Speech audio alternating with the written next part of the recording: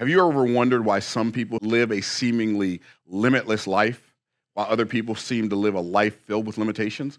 Well, I submit to you that limitless life or life of limitations is a choice that you get to make. In fact, it's a decision you get to make. And you're going to find out why there's a difference between a choice and a decision. But you're also going to find out why the people who live a seemingly limitless life live a seemingly limitless life. It seems like the people who are the best of the best are so far in a way ahead of everybody else that people feel like they're never going to catch up. So you think about somebody like Tiger Woods in his heyday, right? When he went to a golf tournament, everybody expected him to win. He was number one in the world for, I don't even remember, 150 something weeks in a row, which is more than 3 years in a row. He was number one in the world. Nobody else has ever even come close to that. But he was so far and away, people just decided, his opposition, his competition decided if he was playing that he was going to win. Which means he decided that for them. When Michael Jordan was in the league, like he did stuff that nobody ever thought about doing before. And so the question is, like, I'm not gonna play basketball like Michael Jordan. I'm not gonna play golf like Tiger Woods. But I wasn't put here to play basketball like Michael Jordan, and I wasn't put here to play golf like Tiger Woods. But I was put here to be the king of my thing. And you were put here to be the king of your thing. Or ladies, you were put here to be the queen of your scene. And you can be the best of the best. Forget about the rest. There's no such thing as competition. You can live a limitless life if you learn to believe more in your leverage than you do in your limitations. And most people believe more in their limitations than they do in their leverage. And so what they do is they go around proving to themselves that all the stuff they thought they couldn't do, they were right about it. There's a different way to live your life. Now, when I think of what's possible for me, I pretty much think everything that's a part of my thing is possible for me. And the only thing that's impossible for me is that something that I'm supposed to do would be impossible for me. And if you'd learned, that's a disciplined way of thinking that most people don't have. Like the biggest key to success is not a morning routine. The biggest key to success is not, well, you have to wake up at 5:30 every morning. Well, I don't wake up at 5:30 every morning. Now, and in fact, there are some mornings when I wake up at 5:30, but for the most part, that's not most mornings, right? You know when I wake up? Usually when I'm done sleeping, right? So that you have to do this, and you have to exercise in the morning, and you have to drink a cup of coffee in the morning, and you got to work out, and you can't look at your cell phone. Like, all that's great. I mean, you can set your environment up in a way that you're more likely to win, but the reality is you have to make a decision. And then you have to learn how to understand the difference between a choice and a decision. Because here's what's not going to happen. You're not going to achieve anything in your life without confidence. What is confidence? Well, the word confidence, the root word of the word confidence is what? Confide. And what does the word confide mean? It means to trust. And so when a person doesn't have confidence, what it means is they don't trust themselves. Why don't you trust yourself? Like, why don't you have confidence? Why do you believe that if somebody else did it, it would work, but if you did, it's not going to work? Is that a good question, my people? Talk to me, my people. Talk to me. So that's a good question. So we don't want to, I don't want to go through life looking, well, yeah, of course they can do it, but not me. No, but of course I don't know if anybody else can do it or not, but I know I can get the deal done, right? Put me in the arena where the battles are being fought, where the awards are being won. It's so interesting. Like I talked about David a couple of weeks ago, right? David and talking about the story of David and Goliath. And one of the things I didn't cover in the story was like when David came down and David came down to bring food to his brothers. And he came down and he heard the giant. And then David, before he decided to fight Goliath, he negotiated, renegotiated, and renegotiated again his contract. Because he said, what shall be done to the man that slayeth that killeth this Philistine? Well, he's going to get the king's daughter as his wife. I'm going to be the son-in-law to the king. Okay, that's a good start. What else? Well, he's going to be his son-in-law to the king. He's also king's going to enrich him with great riches. And then his family will be tax-free in Israel. Just give me the last one. I don't need the king's daughter. I don't need just that tax-free one. That's the one I'm looking for right there, right? And so after they told him that, he literally turned to somebody else and said, "What's going to be done?" And then somebody else answered him after the same man. Then he turned to somebody else and said, now, I want to make sure before I go fight this guy, I want to know how much my check is going to be. And see, one of the problems, we think that not charging for the results that we produce in our environment is somehow being humble. It's not being humble, it's just not being very smart. David said, I want to know, I'm going to kill the giant anyway, but since I'm going to kill him anyway, I want to know how much I'm going to get paid. And he confirmed it twice after he heard it. Why? Because in the Hebrew culture, at the mouth of 2 or 3 witnesses, let everything be established. So now he's like, okay, I got my contract now. I got my marching orders. And see, one of the problems, like people talk about count the cost. Yeah, count the cost, but also count the commissions. Like, how much am I going to get paid? People ask me all the time, Myron, like, how do I know how much to charge for producing a result for a client? My answer is always the same. You always start with this. Is it a price that makes you smile? If it's not a price that makes you smile, it's too low. Yeah, now see, here's what your problem is. You thought it was supposed to be a price to make your customer smile. They can smile or don't smile. They should be smiling because I'm getting ready to help you, right? Right? But if I'm gonna do it, you're gonna have to make it worth my while. Otherwise, I ain't interested. I got a call from a guy recently, and he wanted me to speak virtually or live at a conference with thousands of people.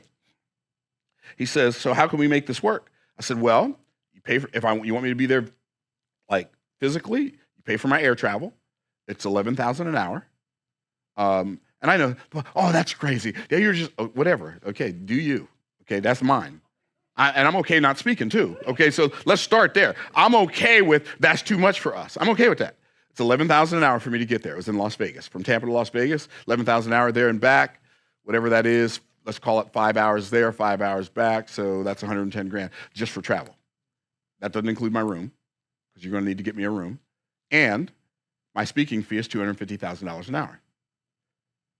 So I'll come speak. You pay me $250. You pay for my travel. I'll happily come speak on your stage. Oh, well, it's a big stage. We just wanted to give somebody exposure. Well, you can give somebody else exposure. I'm good. I got all the exposure I need. I'm good.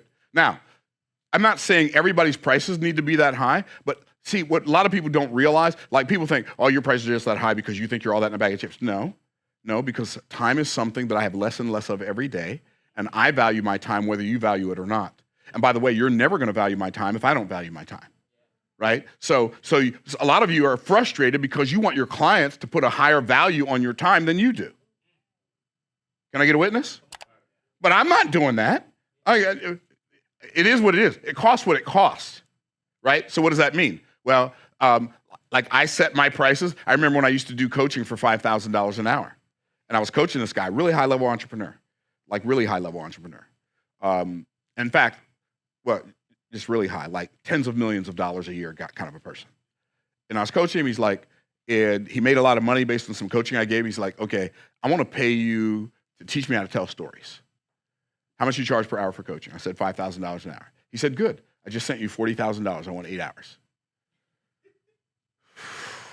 I got 8 hours? So, and he's a good dude. I mean, I like him, but I didn't want 8 hours. Now $40,000, 8 hours. I'm like, now I got to do this, talk to him for an hour every week. Now I know. This sounds crazy, but I'm just telling you, my time is more and more limited as I get older. I'm 61 years old. That means, like, if I'm going to live for 20 more years and I go on 3 vacations a year, like, I don't have 20 more years of vacation. I only have 60 more vacations, right? So I look at everything based on the diminishing return. So I'm like, and literally, as soon as we got off that Zoom, I raised my my coaching fee to $25,000 an hour.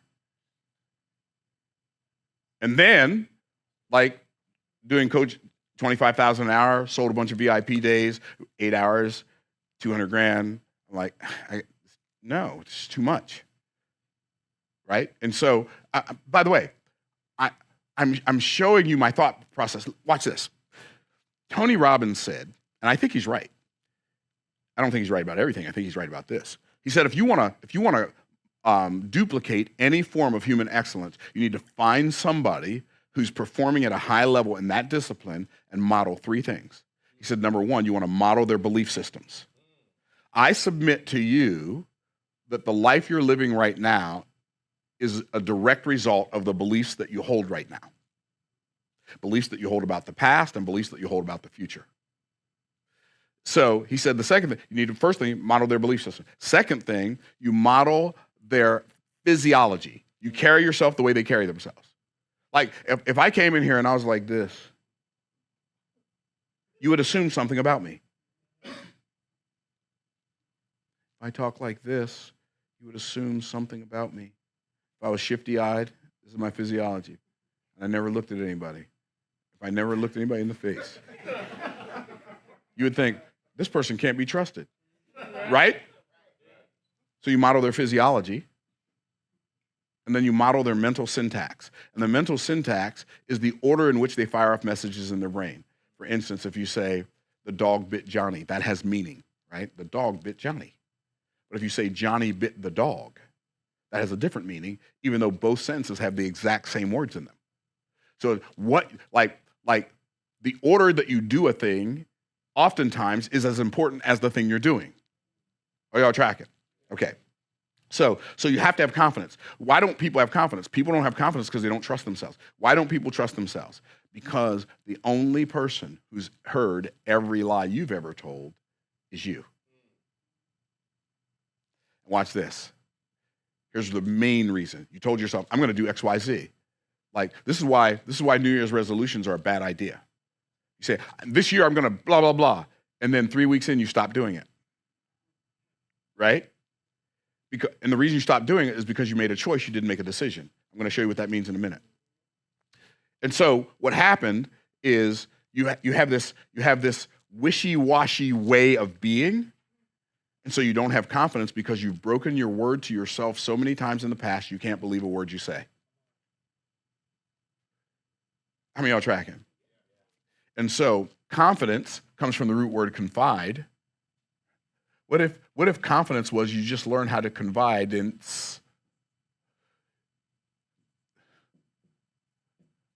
you confide in self. You have confidence in yourself because you trust yourself, because you know your word is your bond. How many of y'all tracking? Here's what happens. Like, if you don't trust yourself because you've broken your word to yourself so many times in the past, you can't believe a word you say. When you're talking to people, what you don't realize is people don't see you through their eyes. They see you through your eyes. And you're literally causing people to doubt you because you doubt yourself. How many of y'all tracking? Wave at me, my peeps.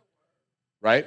And so what happens is the word confide, the root, the prefix confide means with. Right? So with fidelity, fidel, with fidelity. With is what? With fidelity. What's fidelity? It's just like truth. Like you're doing the thing. You take the word decide. Decide. What's decide mean? De, of, or from, side, to cut. When you make a decision, you cut yourself off from any other possibility. Somebody said, so and they thought they were being clever, but they were actually being clueless. They said, got 3 birds sitting on the fence. 2 decide to fly away. How many are left? And somebody said, well, 1's left. And he said, no, 3 are left because the other 2 decided. They didn't fly away. No, if they actually decided, they would have flown away because they cut themselves off from not flying away. Now, if he said 3 birds are sitting on a fence and 2 choose to fly away, how many are left? Well, now 3 are left. Because the word choose just means pick one. If I'm picking one today, I can pick a different tomorrow. And what happens is people go around picking one that feels the most comfortable in the moment, that feels the easiest path in the moment. You can't live a limitless life like that. People who go out and change the world, they literally have a reality distortion field that is so big that it doesn't matter that other people tell them it's impossible. David's brother said, "Oh, what are you doing down here? You just came down to see the battle. We know your pride and the naughtiness of your heart." David said, "What have I now done? Is there not a cause? Like, y'all hiding. I'm going to go fight this dude. Why you fussing at me? I ain't the problem. He's the problem. Y'all the problem. I ain't the problem." But see what happens for people who are unwilling to change a situation, the people who are willing to change the situation are the problem to those people, because now you got to live with yourself after you see that your next door neighbor go do the thing that you've been talking about doing for the last 10 years. Can I get a witness? And most people don't make decisions. They make choices. But if you're going to be a person of honor, you need to learn to make decisions, because to decide is to make a covenant with yourself. Remember the word covenant, right? So two people come together, they would kill an animal, they would walk in a circle, they would take a knife in their left hand, cut their right hand, put their hands together, bind it together with a rope. The word covenant means to cut. And they would make a promise on their life saying, if I don't keep my word to you, may what happened to this animal happen to me. What if your word, the things you say, became a covenant that you make with yourself? So now you can trust yourself, because you'd rather die in honor keeping your word than live in dishonor and not keep your word. Like, the game would change for you forever, because now you don't go through life sticking your toe in the water that could elevate your ship and take you to a place you've only dreamed of in the past. You don't stick your toe in that water anymore. You dive in the water, and then you start building your ship after you're in the water. You figure it out on the way. And so, if you're going to have a limitless life, the first thing you need to do is you need to have a very determined and clear focus. Now, by the way, everybody focuses. So here's the difference between people who succeed and people who fail. People who succeed, so success goes on this path. People who succeed, they focus on intention, which means I decided in my autonomy what I'm going to focus on. I didn't have somebody else decide that for me. I don't go to the restaurant and I say, hey, they say, what would you like to order? I don't know, tell me what's good. No, I already know. When I go to the restaurant, I bring my appetite with me and I know what I want to eat, and I don't want the server telling me what they like, because I might not like this. I mean, there are people who like stuff I don't like. There are people who like lima beans. She might like lima beans. And then she might say, the lima beans are great. I don't care how great the lima beans are. I don't want the lima beans. But people who fail, they're focused. But guess what they focus on? They focus on distractions. Literally, the difference between success and failure is people who succeed focus on intention. People who fail focus on distraction. And what's really interesting is it doesn't matter in which direction they look, they're still focused on the same thing. A person who succeeds, they look back to the past. Guess what they see? They see intention. Oh, that thing happened to me to get me ready for the thing I'm now doing. That thing happened to me to get me ready for the thing I'm going to do. So I'm not a victim. I am not a victim of the thing that happened in the past. I'm a product of the thing that happened in the past. So now, I just finished this book yesterday. I've been going. So I was at this mastermind in Mexico, and a guy speaking there, his name's Dr. Benjamin Hardy, and he's the co-author of Who Not How with Dan Sullivan. And so Who Not How is a book that basically the premise of that book is if you're focused on trying to figure out how to do the thing that's missing in your business, in your life, and your whatever, you're focused on the wrong thing. You shouldn't be focused on the how, you should be focused on the who. So a lot of people are focused on, how do I sell more of my stuff? Before you do that as an entrepreneur, time out. Why don't you figure out who you should be selling to in the first place? Who should I be selling to is way more important than how do I sell. Because the who you're selling to is going to determine how you sell. Right? But most people never, and believe it or not, coaching thousands of entrepreneurs, the hardest thing for them to decide is who they're going to help and how they're going to help them. How do you have a business? You have to know that. You have to know who you can help. You have to know how you can help them. If you don't know those two things, you're a wandering generality.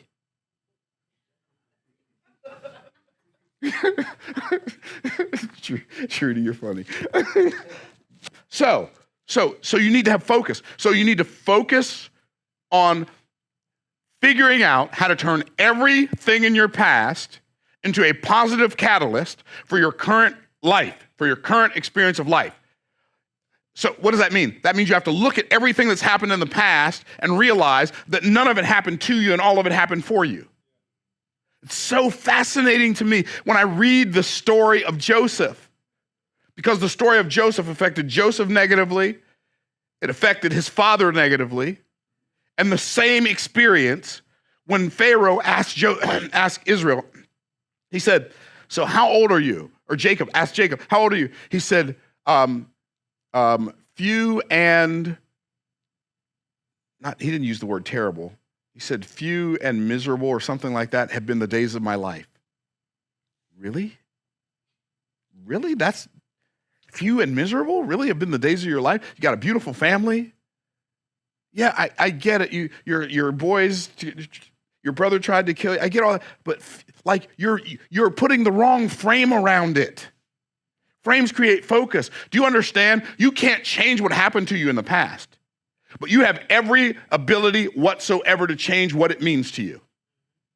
You can decide right now. I used to think, well, I'm going to use myself as an example. Not that I really thought this, but I'm going to use it as an example so you can understand it. Like I've got 6 brothers. They can all run. I had polio. I've got this brace on my leg. I can't run. I used to think, I didn't think this, but I'm just using it as an example. I used to think, well, God doesn't love me as much as he loved them because they could run and I couldn't run. Or I could think, well, God loved me more than he loved them. Because he made it so I couldn't run, so I learned how to fight, right?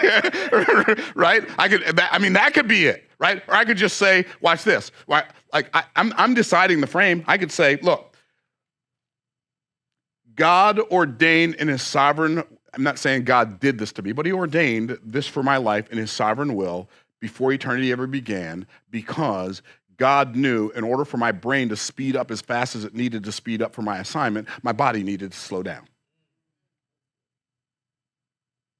Right? Like where do the meanings come from that you have on the situations in your life? You know where they come from?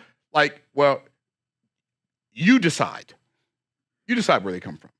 Joseph said about the very same things, the very same things, except maybe the stuff that happened to Joseph was worse than the stuff that happened to Jacob. Because his brothers, his own brothers, his big brothers, they wanted to kill him. They threw him in a pit and left him there. And then some Midianites came and took him out, and then they sold him into slavery. And then he's doing a good job at Potiphar's house. Potiphar's wife lies on him. He goes to prison for a crime he didn't commit. Like, what would your attitude be? When I get out of here, I'm going to show everybody, right? Not him. Joseph just made sure wherever he was, he honored God to the best of his ability and did the best he could with every situation. And guess what happened? Here's Joseph's testimony of those same experiences. God has made me fruitful in the land of my affliction. Do you understand? If there is no affliction, there can be no fruitfulness. There is no strength without struggle. There's no advancement without adversity. There's no destiny without difficulty. We got to go through something to get to something. But in order for us to go through what we were designed to get through, we have to look at the past and assign a different meaning to it. We have to focus on how it helped us. Yes, it was painful, but it helped us. It set us up for where we are right now and where we're headed in the future. So when I look at the past, I use it as a catalyst to propel me into my bright future instead of the reasons why I'm stuck in this terrible present. First of all, the present isn't terrible. Why? Because unto him that is joined to all living, there is hope, and a living dog is better than a dead lion. That's what the scripture says. A dead lion can't even roar. So we have to have focus. We have to have focus, but focus by itself is not enough. And by the way, let me say this about focus.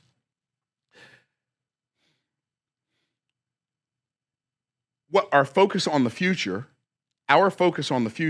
determines our actions in the present. So I'm going to tell you something now. If you live mostly focused on the past and trying to keep things the way they were, you are literally performing an exercise in futility, because the only constant in life is change. So how can my life get better because of the change? And how can I take advantage of the change instead of me fighting to try to keep things from changing? Are y'all tracking? Now, when I look to the future, I have to make sure that, like, first of all, when I look at the future, am I seeing something that's real, or am I just, like, do I get to see something that's there, or am I just seeing it in the eyes of my imagination? Where am I looking at the future? I'm looking at it in my mind, which means I'm the only person who determines what the future looks like to me. Are y'all tracking? Because I made it up. I made it up. Anything I tell myself about a future outcome, I made it up. Well, if I'm going to make up outcomes about the future, it stands to reason that I might as well make up outcomes that serve me and empower me instead of making up outcomes that disempower me and don't serve me. Because I'm making it up. I'm making it up. I mean, I'm gonna build a $100 million business. Okay, but I made that up. I could never make $100 million. I made that up. Do you understand? We're making it up as we go. You might as well make up something that inspires you, that challenges you, that charges you, that energizes you so that you can move in that direction. It's so fascinating. It's so fascinating. By the way, this is biblical mind psychology. Like I'm not like it's in the Bible. Rejoice in the Lord always, and again I say rejoice. That's one of the most redundant verses in Scripture. Means to do again. So when it says rejoice, again have joy in the Lord. When? Always. And again, I say rejoice, and again, I say again, have joy. Why is he telling us to have joy? Because the joy of the Lord is our strength. When we have joy, we have strength. When we have sorrow and depression and sadness, and we're focused on all the things that are missing in our lives, we have discontentment and a lack of gratitude. And that discontentment and lack of gratitude, it doesn't get us more of what we desire. It causes us to lose the things we already have. When Adam and Eve focused on what was missing, they lost all the abundance that they had. The same thing is true today that was true back then. Well, anyway, so here's what it says, though.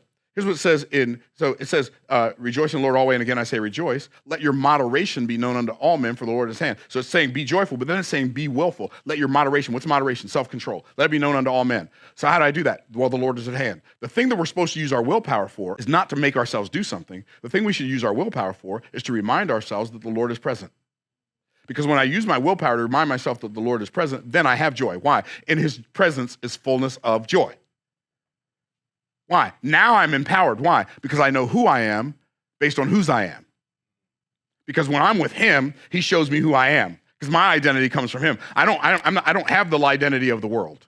I don't have the identity of Myron. I have the identity of God. I am who he knows I am.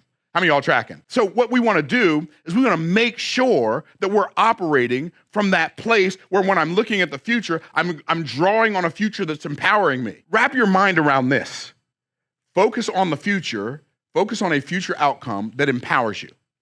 And that will give you strength. How do you know that focusing on a future outcome that you desire empowers you in the present? Because it says it in Hebrews chapter 12.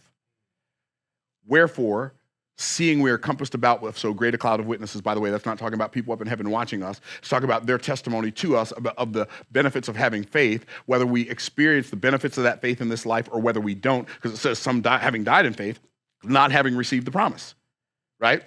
So we know that everybody, having faith does what faith does. Faith makes my life better. It doesn't always make my circumstance better. Just know that, okay? And we've all believed for somebody being healed and that person wasn't healed. We've all believed that somebody was going to be healed and they died. We've all had that experience. Why? Because it is appointed unto man once to die, and after this is judgment. God is sovereign. And there's no prayer I'm going to pray opposing the will of God and it's going to be answered with a yes. Okay, so just understand that. So when I look to the future, wherefore we're seeing we are compassed about with so great a cloud of witnesses, let us lay aside every weight. Guess what that word weight means? It means burden. So I'm supposed to put down every burden and what? Lay it aside every weight and the sin that does so easily beset me. What's the sin that does so easily beset me? The sin of doubt. Because the whole chapter leading up to that was talking about faith. So the sin that so easily besets me is the sin of doubt. Beset means to stop. So the sin that stops me is doubt.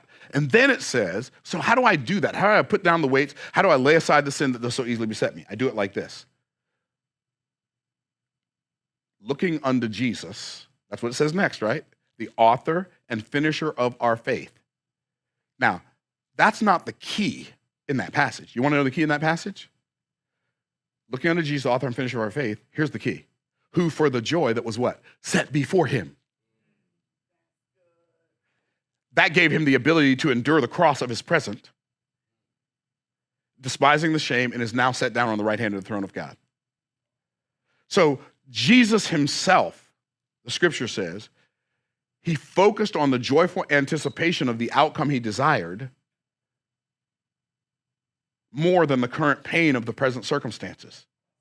And when I learn to intentionally focus on the joyful anticipation of the outcome I desire, instead of the anxious apprehension of the outcome I don't desire, then I have the power to endure. So focus.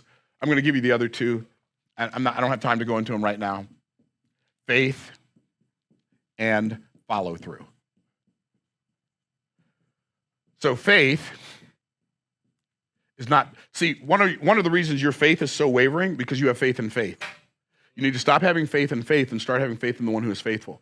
You need to start having faith in the God who cannot lie, and then operate as if everything he told you is truth. Not just true, but truth. There's a difference between what's true and what's truth. What's true is Myron's in Tampa. That's true, but it's not truth. Because later this month, I'll be in Orlando. I'll no longer be in Tampa. What's truth cannot change. So God cannot lie. And if he said something, it is what it is. And so here's what I'm going to end on. Here's what God told me in his word. He didn't whisper it in my ear. It was in the book. Psalms 1. Blessed is the man that walketh not in the counsel of the ungodly, nor standeth in the blessed is the man that walketh not in the counsel of the ungodly, nor standeth in the way of sinners, nor sitteth in the seat of the scornful. But his delight is in the law of the Lord, in his law, in his principles, in his promises, in his precepts, in his practices, in his law doth he meditate day and night. He shall be like a tree planted by the rivers of waters that bringeth forth his fruit in his season. His leaf also shall not wither. And whatsoever he doeth shall prosper. Prosperity is a Bible word. It comes straight from God, and I love prosperity. God is a God of abundance. If you want to know God's original design for wealth, you need to check out that video I did on why evil people are rich. Video title, God's original design for wealth. Hope this blesses you. Stay blessed by the best. In the meantime, in between time, peace out, Cub Scouts.